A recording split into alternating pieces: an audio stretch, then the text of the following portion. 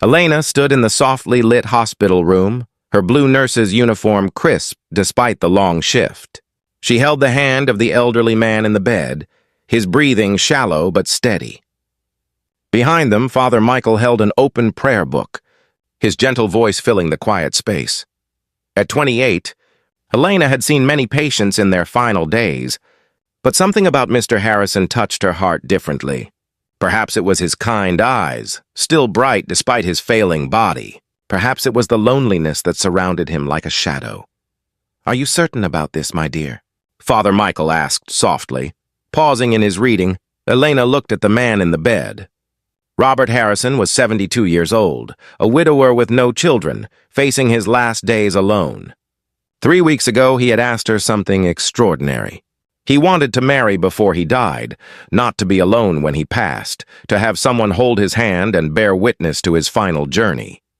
He had offered her money, of course, enough to pay off her nursing school debts and help her struggling mother. But that was not why Elena agreed. She agreed because she understood loneliness, because she knew what it meant to face the world alone, because her calling as a nurse was to bring comfort in the darkest hours. "I am certain," Elena said, squeezing Robert's weathered hand gently.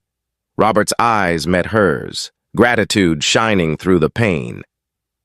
"Thank you," he whispered, his voice weak but sincere. The ceremony was brief and simple. No grand celebration, no guests beyond the priest and a witness from the hospital staff. Just two people joining together for whatever time remained, offering each other the gift of companionship. When Father Michael pronounced them married, Elena leaned down and kissed Robert's forehead gently. His eyes closed with what looked like peace, perhaps the first peace he had known in months. "Rest now," Elena whispered. "You are not alone anymore." Over the next 2 weeks, Elena spent every free moment at Robert's bedside. Between her regular shifts caring for other patients, she would sit with her husband, holding his hand, reading to him, listening to his stories. Robert told her about his late wife, Margaret, who had died 5 years earlier after 40 years of marriage. He spoke of their dreams of children that never came, of building a life together through joy and sorrow, of the emptiness that consumed him after her death. "I kept working," Robert said one afternoon, his voice barely above a whisper. "Threw myself into it completely. Thought it would fill the void. But you cannot replace love with work, no matter how hard you try." "What kind of work did you do?" Elena asked, genuinely curious. She realized she knew so little about his life before the hospital. A small smile touched Robert's lips. "I helped people in my own way, made sure they received care when they needed it most." Elena assumed he had been a hospital administrator, perhaps, or worked in healthcare management. It explained his gentle understanding of the medical world, his respect for the nurses and doctors who cared for him. As the days passed, Elena noticed Robert's condition declining. Dr. Stevens, the attending physician, pulled her aside one morning with a grave expression. "Elena, I need to speak with you about something important," Dr. Stevens said, glancing toward Robert's room. "There are things you should know about your husband." "His condition is worsening?" Elena asked, her heart heavy. "Yes, but that is not what I need to discuss." Dr. Stevens hesitated, choosing his words carefully. "Elena, do you know who Robert Harrison is?" "He is my patient. My husband," Elena said simply. Dr. Stevens shook his head slowly. "He is also the founder and majority owner of the Harrison Health System, this hospital, along with 12 others across the state. Elena, Robert Harrison is one of the wealthiest men in the region." The words did not register immediately. Elena stared at Dr. Stevens, confusion clouding her thoughts. "That cannot be right. He lives so simply. He has no family visiting, no lawyers, no one." "By his choice," Dr. Stevens explained gently. After his wife died, Robert withdrew from public life. He handed daily operations to a board of directors and spent his time alone. When he became ill, he checked himself into this hospital under minimal fanfare, requesting to be treated like any other patient. Elena's mind raced. The small amount Robert had offered her to help with debts, it was nothing compared to what Dr. Stevens described. He could have offered her millions, could have made grand promises. Instead, he had offered only what she needed and asked only for companionship. Why did he not tell me? Elena asked. Perhaps for the same reason he checked in quietly, Dr. Stevens said. Perhaps he wanted to know that someone cared for him, not for his money. That someone would sit with him, hold his hand, not because of what he owned, but because of who he was. Elena returned to Robert's room with new eyes, but nothing had changed. He was still the lonely old man who needed comfort. He was still her patient, her responsibility, her husband. That evening, as golden light filtered through the curtains, Robert opened his eyes and looked at Elena with unusual clarity. "You know now, don't you?" he asked softly. Elena nodded, taking his hand. "Why did you not tell me?" "Because I needed to know," Robert said, his breathing labored. "After Margaret died, people saw only the money. They offered condolences but asked for donations. They expressed concern but wanted board positions. I became invisible behind my wealth." He paused, gathering strength. "When you agreed to marry me, I saw no greed in your eyes, only compassion. You did not ask what I was worth. You asked what I needed. That was worth more than all my money." Tears filled Elena's eyes. "I would have done this anyway. You did not need to offer me anything." "I know," Robert whispered. "That is why I am giving you everything." "What do you mean?"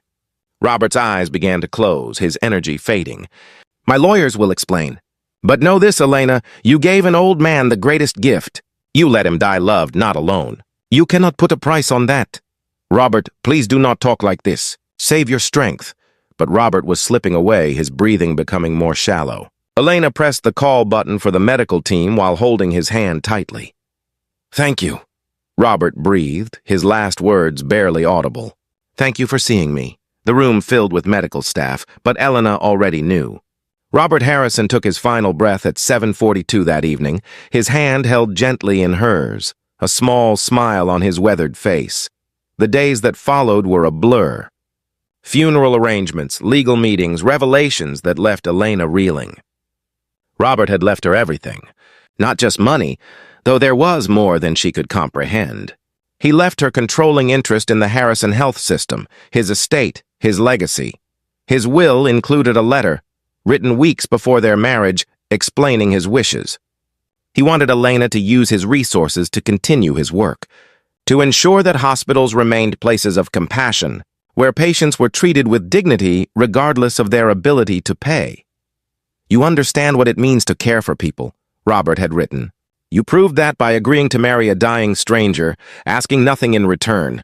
That is the kind of person who should decide how healing happens. Not businessmen focused on profit, but healers focused on people." Elena sat in the lawyer's office, overwhelmed by the responsibility. "I am just a nurse. I do not know how to run a hospital system." The lawyer, an elderly man who had known Robert for decades, smiled gently. Mr. Harrison anticipated that concern. He left detailed instructions, appointed advisors to guide you, created a structure to support your decisions. But he wanted you, with your compassion and your understanding, to be the heart of it all. "Why me?" Elena asked, though she already knew the answer. "Because you held his hand," the lawyer said simply. "Because when he was dying and alone, you sat with him. Not for money, not for recognition, because it was the right thing to do." That is the kind of person Robert wanted to carry on his life's work. In the months that followed, Elena stepped into her new role with the same dedication she had brought to nursing. She continued working shifts at the hospital, refusing to abandon her patients, while slowly learning to lead the larger organization. She implemented changes Robert had dreamed of. Free clinics for the uninsured, better pay for nurses and support staff, policies that prioritized patient care over profit margins. Some board members resisted, but Elena held firm, guided by the values that had led her to Robert's bedside in the first place. 1 year after Robert's death, Elena stood before the staff of Harrison Memorial Hospital. They were dedicating a new wing for palliative care, a place where patients in their final days could receive comfort and dignity. "My husband taught me something important," Elena said, her voice steady and strong. "He taught me that wealth is not measured in money but in human connection.